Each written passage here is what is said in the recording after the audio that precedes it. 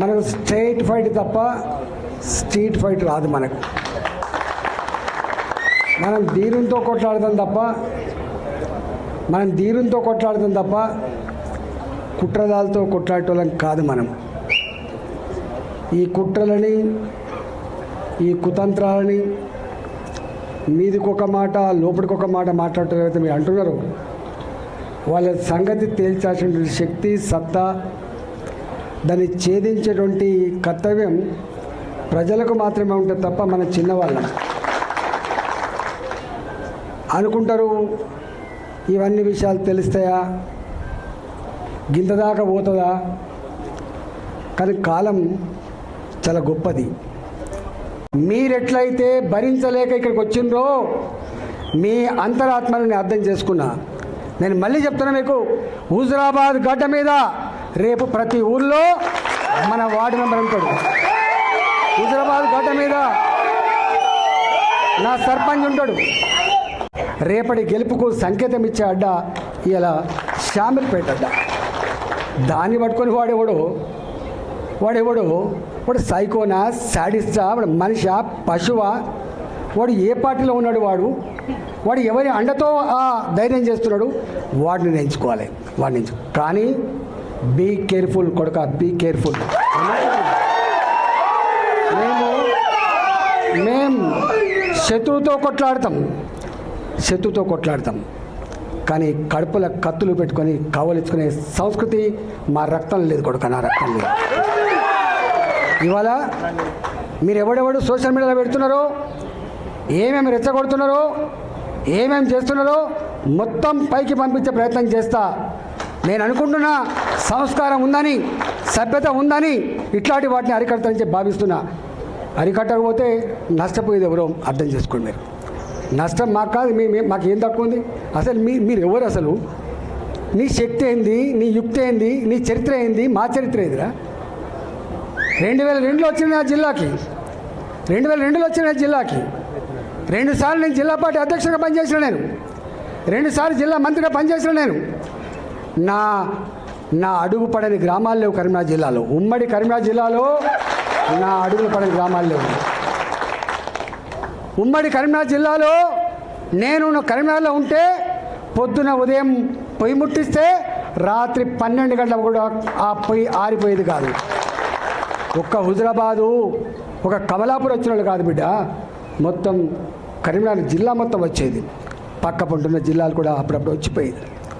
ఇవాళ నేను 2 సార్లు 40 ఫ్లోర్ లేదని చెప్తున్నా అంటే నాకు తెలియని జిల్లా ఉంటుందా? నేను పోని మండలం ఉంటుందా? నేను మాట్లాడినటువంటి జాతులు ఉంటాయా?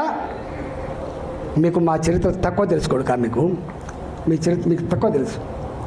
నేను ఎంపీకి కూడా నాకు ఎన్ని ఓట్లు వచ్చినాయో గన్ని ఓట్లు సమానంగా వేయించిన చరిత్ర తప్ప ఎమ్మెల్యేకు ఎక్కువ ఓట్లు, ఎంపీకి తక్కువ ఓట్ల చరిత్ర లేదు.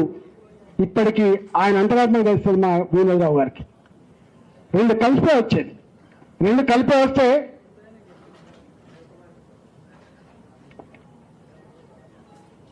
2014 వరకు ఎంపీ ఎమ్మెల్యే ఎన్నికలు కలిపి వచ్చేది.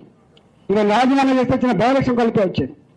ఈకల్లా అందరుగా నా ఎమ్మెల్యేకి ఎన్ని ఓట్లు వచ్చేదో ఎంపీగా ఆయన కూడా గన్ని ఓట్లు వచ్చేది. 2019లో మోడీ గారి ప్రపంచం వచ్చినాడు.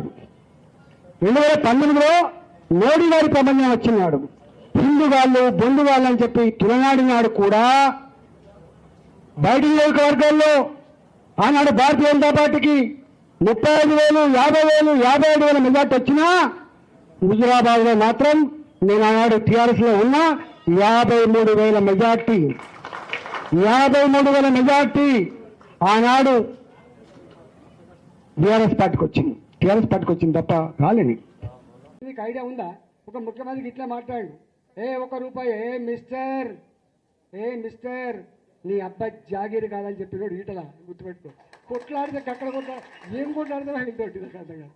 రాజశేఖర్తో కొట్లాడినాడు ఒక అర్థం ఉంది, అంతకంటే ముందు ముఖ్యమంత్రి కొట్లాడినాడు అర్థం ఉంది, రేవశా గారితో కొట్లాడిన అర్థం ఉంది, కిరణ్ కుమార్ గారితో కొట్లాడినట్టు అర్థం ఉంది, కేసీఆర్తో కొట్లాడినాడు అర్థం ఉంది. ఎవరితో కొట్లాడాలి? నేను నా పతారేం కావాలి అంటున్నా.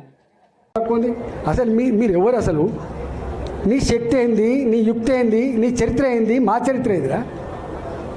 2002లో వచ్చిన నా జిల్లాకి, 2002లో వచ్చిన జిల్లాకి 2 సార్లు నేను జిల్లా పార్టీ అధ్యక్షుడిగా పనిచేసిన, నేను 2 సార్లు జిల్లా మంత్రిగా పనిచేసిన. నేను నా అడుగు పడని గ్రామాలు లేవు కరీంనగర్ జిల్లాలో. ఉమ్మడి కరీంనగర్ జిల్లాలో నా అడుగులు పడని గ్రామాలు లేవు. ఉమ్మడి కరీంనగర్ జిల్లాలో నేను కరీంనగర్లో ఉంటే పొద్దున ఉదయం పొయ్యి ముట్టిస్తే రాత్రి 12 గంటలకు కూడా ఆ పొయ్యి ఆరిపోయేది కాదు. ఒక్క హుజరాబాదు, ఒక కమలాపూర్ వచ్చిన వాళ్ళు కాదు బిడ్డ, మొత్తం కరీంనగర్ జిల్లా మొత్తం వచ్చేది. పక్క పంటున్న జిల్లాలు కూడా అప్పుడప్పుడు వచ్చిపోయేది. ఇవాళ నేను 2 సార్లు 40 ఫ్లోర్ లేదని చెప్తున్నా అంటే నాకు తెలియని జిల్లా ఉంటుందా? నేను పోని మండలం ఉంటుందా? నేను మాట్లాడినటువంటి జాతులు ఉంటాయా? మీకు మా చరిత్ర తక్కువ తెలుసుకోడు కా, మీ చరిత్ర మీకు తక్కువ తెలుసు.